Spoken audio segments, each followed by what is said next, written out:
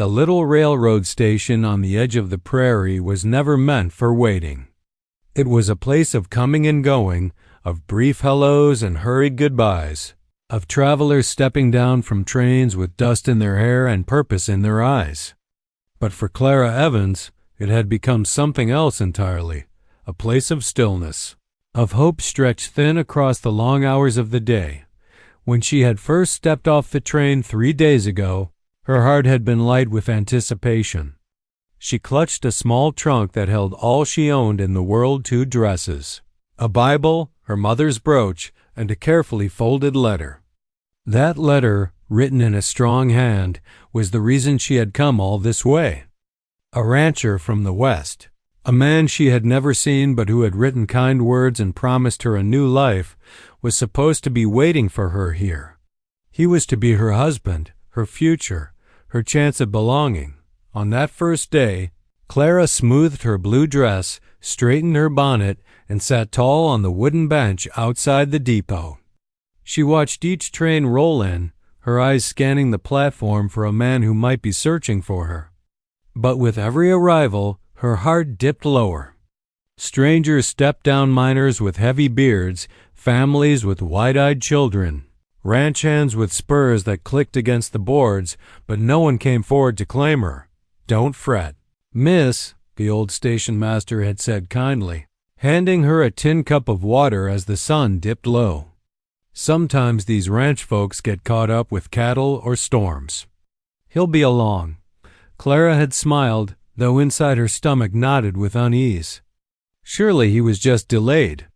Surely tomorrow would bring him, but tomorrow turned into another day of waiting.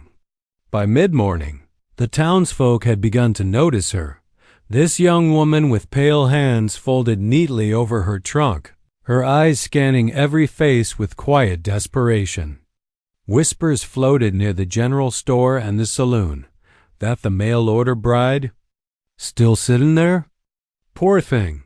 Some spoke with pity, others with a touch of amusement, as though her hope was something foolish to mock. Clara tried not to hear. She busied herself by rereading the letter, tracing the words with her finger until the ink seemed carved into her mind. "I will meet you at the station," it said plainly. Nothing more, nothing less. A promise in black and white by the second sunset. Her dress was no longer crisp but rumpled from sitting too long. Her eyes, once bright with expectation, grew heavy with sleepless nights spent on that hard bench. And still she waited, refusing to believe she had been abandoned. On the third morning, the skies turned gray. The wind carried the smell of rain, and the horizon seemed to blur with approaching storms. Clara pulled her shawl tighter around her shoulders and tried to hold her head high, though the ache in her chest grew heavier with every train that came and went without him. The station master, now more worried than kind, brought her a roll and a cup of coffee. "Miss," he said gently, "maybe it's time to think on what you'll do. 3 days is a long time." Clara's lips trembled, but she forced a smile. "He'll come," she whispered, though the words sounded weak even to her own ears. She sat through the rain that afternoon, the drops tapping against the brim of her bonnet, her shoes growing damp. The world blurred through her tears until the station seemed a ghostly place of shadows and echoes. Every sound of the train whistle twisted her heart between hope and despair, and yet she could not move. To leave would mean admitting the truth that she had crossed miles of land and oceans of courage only to find herself unwanted, unloved, and alone. She had no family waiting, no home to return to. All she had was the promise of a man who had not come. As dusk fell on that third day, Clara pressed the letter to her chest. The townsfolk were beginning to look at her not with curiosity, but with sorrow. And still she remained at the station bench, a solitary figure of stubborn faith, refusing to surrender the dream that had carried her this far. Little did she know, before the night was through, a small voice in dusty boots would change everything. By the time the second day dawned, Clara was already a figure the town could not ignore. The station was not a large one, just a weather-beaten platform with a telegraph office and a bench that looked older than the railroad itself, but it was the heart of the community. Whoever lingered there was noticed, and Clara's presence had become a story in itself. She sat as she had the day before, hands folded in her lap, her trunk beside her like a loyal companion. Her blue dress, once carefully pressed, was now creased from hours of waiting.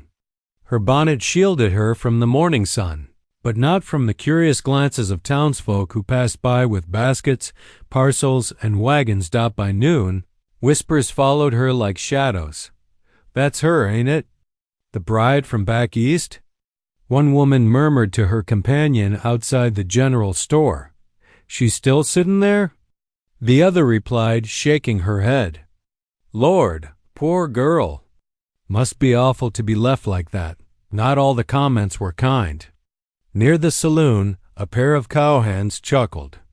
"Reckon her fella saw sense and ran off," one said with a laugh. "Ain't no man waits 3 days for a bride unless he's been shot." Clara heard the laughter, though she kept her chin high and her eyes fixed on the platform. Each cruel word was a thorn, but she refused to let them see her falter.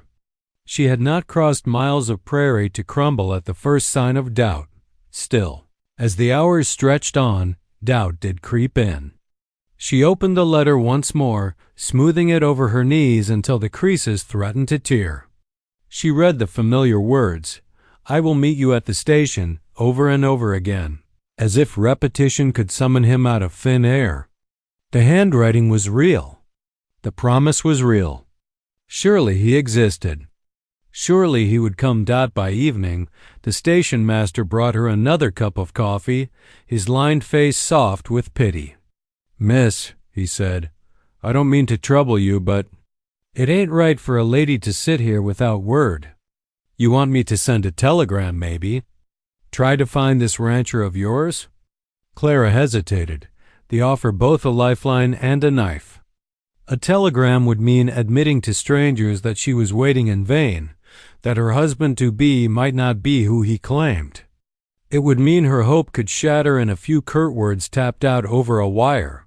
"No," she whispered, her throat tight. "Thank you, but I'll wait." The second night came and went, and with it went more of her resolve. She slept little, shifting on the hard bench while trains groaned in and out of the station.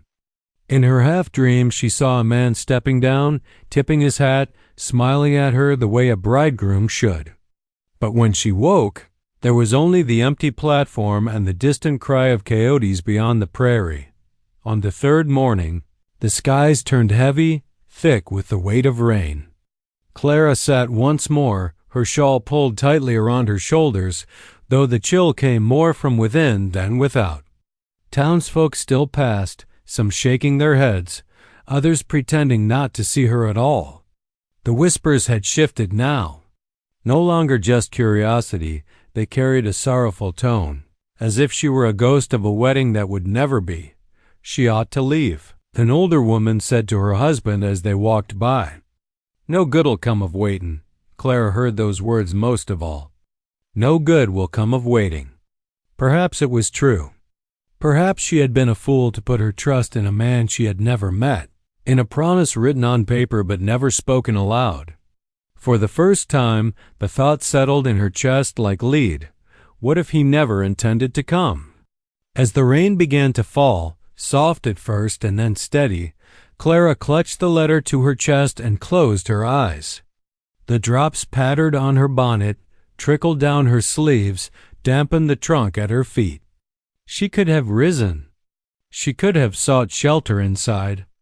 But she did not move. To move would be to admit defeat, and she was not ready for that. Still, deep inside her, the flame of hope flickered weakly. Every whistle of an approaching train made her heart leap and sink all at once. Each step on the platform set her pulse racing, only to crash when it was not him. And so she waited, a lonely figure in the storm, balanced between faith and despair. She had thought the hardest part was leaving her old life behind. Now she realized the hardest part might be waiting for a new life that was never going to arrive. What Clara could not yet know was that fate was not finished with her, not by a long mile. Her prayers would be answered, but not in the way she expected. And the answer would come from the smallest of voices, wearing dusty boots. The rain had slackened into a drizzle by the time Clara thought she might finally give up. 3 days of waiting had worn her spirit down to a thread. She stood, brushing off her damp skirts, her small trunk ready at her feet. The sky above the prairie was bruised purple, streaked with gold where the sun broke through, and the station seemed lonelier than ever. Her heart ached with each breath.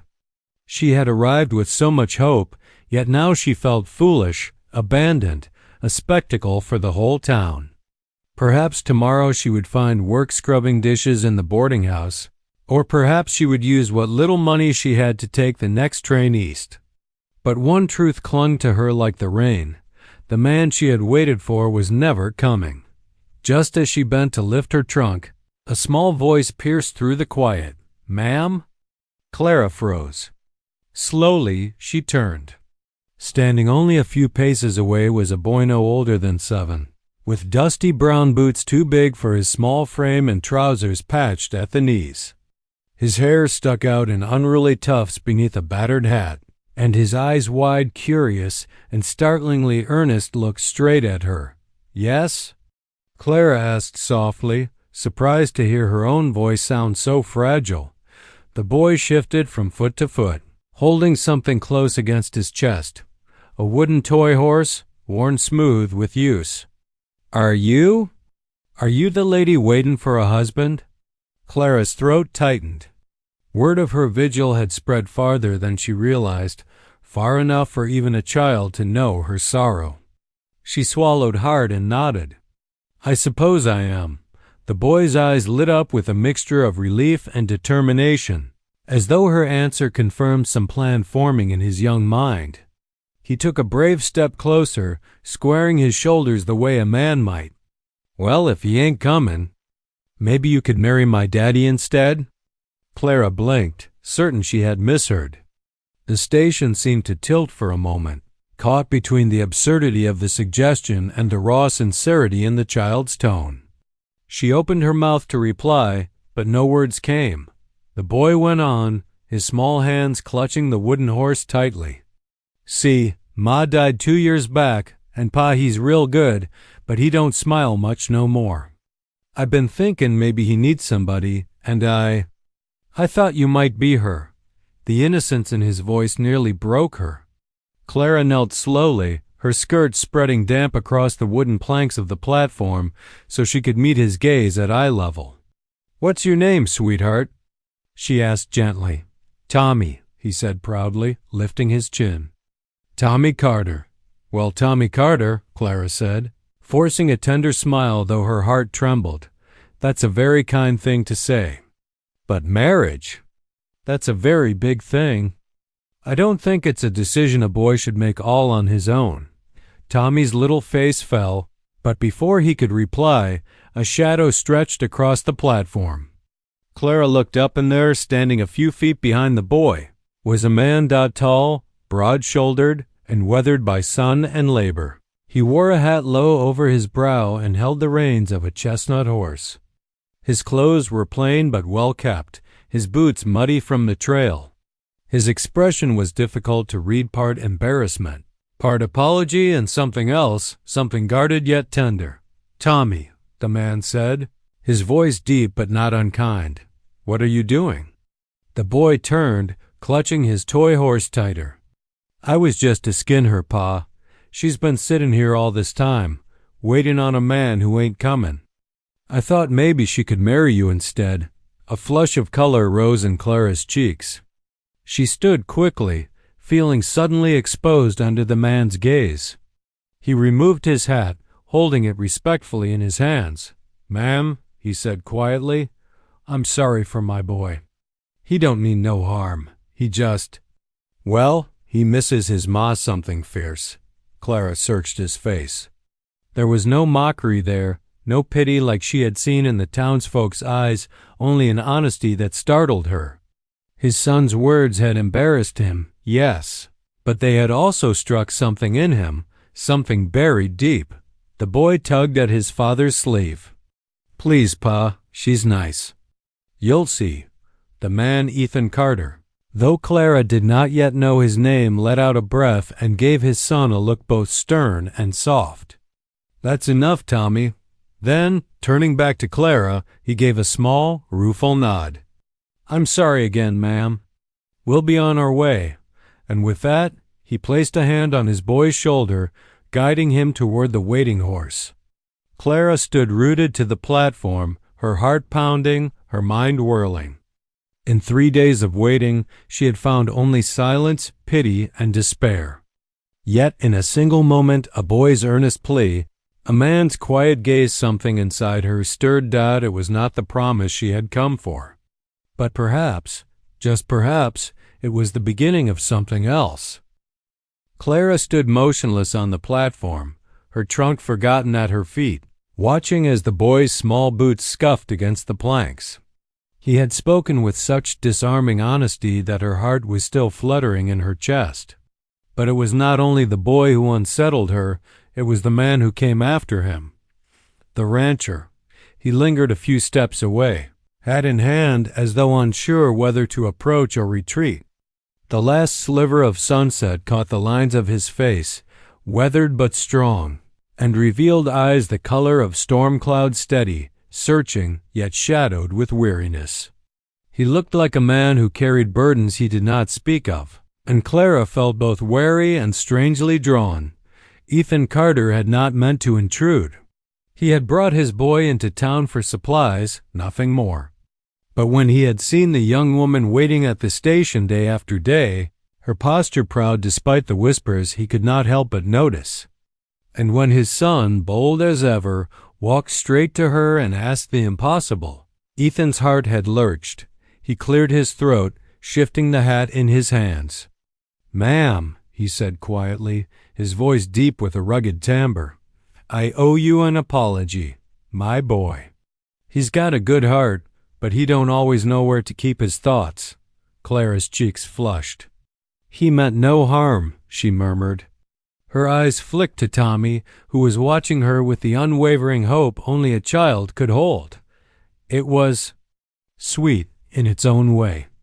The man's mouth tightened into something like a smile, though it didn't quite reach his eyes. Sweet, maybe. Forward, certainly. He let out a slow breath and looked at her more closely, not with curiosity, but with something gentler, as though he recognized a kind of loneliness that mirrored his own. Clara found herself bristling under his gaze, though not out of offense. Rather, she was startled by how easily he seemed to see through her, as if the 3 days of waiting were written plainly across her face. She straightened her shoulders, trying to shield what little dignity she had left. "Your son only repeated what others have already been whispering," she said, her voice steadier than she felt. "That I've been waiting for someone who isn't coming." The words landed heavy in the space between them. Ethan's jaw flexed, as though he wanted to speak, but couldn't quite find the right words. Instead, he glanced toward Tommy, who was still hovering near Clara's skirts. "Go fetch the horse, boy," Ethan said gently. "Give me a moment," Tommy nodded, though his small face was clouded with disappointment, and trudged toward the chestnut gelding tied to the hitching post. When the boy was out of earshot, Ethan turned back to Clara. "I ain't one for meddling in other folks' affairs," he said at last. "But I'll tell you plain, this town don't forget easily. You've waited 3 days, and the gossips'll make sure everyone knows it. If you've got kin back east, maybe you'd be better off going to them." Clara's throat tightened. She wanted to answer, to say she had no one, that there was nowhere to go. But pride silenced her. Instead, she asked softly, "And what about you, Mr. Carter? Do you always let your boy speak for you?" That surprised him. His brows lifted, and for the first time a flicker of warmth touched his expression. "Not usually. He's got more courage than I do, seems like." He ran a hand across the brim of his hat, thoughtful. I reckon he misses his mom more than he lets on. Sees a lady sittin' alone and thinks maybe she's the answer to something. We've both been lackin'. Clara's heart twisted at the quiet confession. She thought of the empty chair at their supper table, the quiet evenings that must have weighed on both father and son. She thought, too, of her own empty future, stretched out like the endless prairie. I don't mean to pry, she said gently, but do you believe he's wrong? The question seemed to catch Ethan off guard. For a long moment he said nothing, only studied her with those storm-gray eyes. Then he shook his head faintly, as though to banish the thought. It ain't that simple. You deserve better than being a stranger's second chance. Clara flinched, but she lifted her chin. Perhaps I only deserve honesty. And from what I can tell, that's more than I've had these last 3 days. The silence between them deepened, heavy but not uncomfortable. For the first time since she had arrived, Clara felt seen not as a jilted bride, not as an object of gossip, but as a woman standing on her own 2 feet. Weary yet unbroken at last, Ethan placed his hat back on his head, nodding to her with a gravity that felt almost like respect. I won't keep you longer, ma'am. Tommy and Mel be heading back to the ranch before dark. If you ever need a hot meal, you'll find us out past Miller's Creek. He whistled softly, and Tommy came running, climbing onto the horse with practiced ease. Ethan swung up behind him, gave Clara one last look steady, unreadable, and then turned the gelding toward the trail leading out of town. Clara stood rooted to the platform long after they disappeared down the road. Her heart was still beating hard, not from embarrassment, but from something she had not expected, a sense that her story was not over, and for the first time in days, she did not feel entirely alone. The evening after meeting Ethan Carter and his bold little son weighed heavily on Clara's mind. She had come to this town with one clear purpose: to meet the man who had written her, marry him, and build a new life. That dream had crumbled, leaving her stranded with only whispers and pity for company. Yet, instead of closing the chapter, fate had opened a different one. A child's innocent proposal and a widower's quiet gaze that unsettled her heart more than she dared admit. The townsfolk wasted no time spinning the new tale. By morning, Clara noticed how their whispers had changed. No longer was she only the abandoned bride. Now, they said with knowing looks, she had turned her sights toward the widowed rancher. She's sitting down with Carter and his boy. Clear as day, one woman murmured outside the bakery. Well, she can't be blamed, another replied. Man like Carter, even with his grief, still makes a steadier match than being left high and dry. Clara tried to ignore them, though the sting of gossip bit deep. The station master, who had been her one constant comfort, gave her a sympathetic nod when she passed. Folks always talk, miss, he said. But words don't build your future, you do. That advice echoed in her mind when Tommy tugged on her sleeve later that day, insisting she come out to the ranch for supper. Clara hesitated, pride warring with practicality. What kind of woman would she seem, stepping into the home of a man she barely knew after being left by another? And yet, she saw the boy's hopeful eyes, so much like his father's, and found she had no strength to refuse. The Carter Ranch lay beyond rolling fields, its fences weathered but sturdy, cattle grazing under the wide sky. The house itself was modest, built of rough timber, but there was something steady and inviting about it. Clara followed Tommy inside, where the scent of stews simmering on the stove filled the air. Ethan was there, waiting, though his posture was guarded. He had changed into a clean shirt, though his boots were still dust-stained and his expression betrayed unease. Tommy insisted, he said simply, gesturing toward the table. Clara sat, her hands folded neatly in her lap, as Tommy chattered on about the ranch, the cattle drives, the spring calves, the wild stallion his father hadn't yet broken. She listened with genuine warmth, though every now and then her eyes strayed to Ethan, who spoke little but watched her closely. Dinner passed in quiet comfort. It was not the grand banquet of a promised bride's welcome, but something simpler, more genuine. A boy's laughter, the warmth of food shared, the silence of two adults who carried unspoken burdens. Later, as Clara helped clear the table, she caught Ethan studying her. Their eyes met, and for a heartbeat she felt as though the world narrowed to just the two of them. But then he looked away, as though ashamed of what flickered between them. The ride back to town was quieter still. Ethan insisted on escorting her, the lantern swinging from his saddle as the prairie stretched dark around them. At the station steps, he dismounted and walked her to the bench where she had waited for so long. "Thank you," Clara said softly. "For supper?" "And for kindness?" Ethan inclined his head, his voice low. "You've had too little of that lately." She wanted to ask why he looked at her as though he carried something unsaid. She wanted to ask if he believed, as his son did, that she might belong with them. But the words lodged in her throat, tangled in fear and pride. That night, Clara lay awake in her small rented room above the Mercantile, listening to the town settle into silence. Her heart warred with itself. One part told her to leave before her name was tied to yet another man, before she became nothing more than fodder for wagging tongues.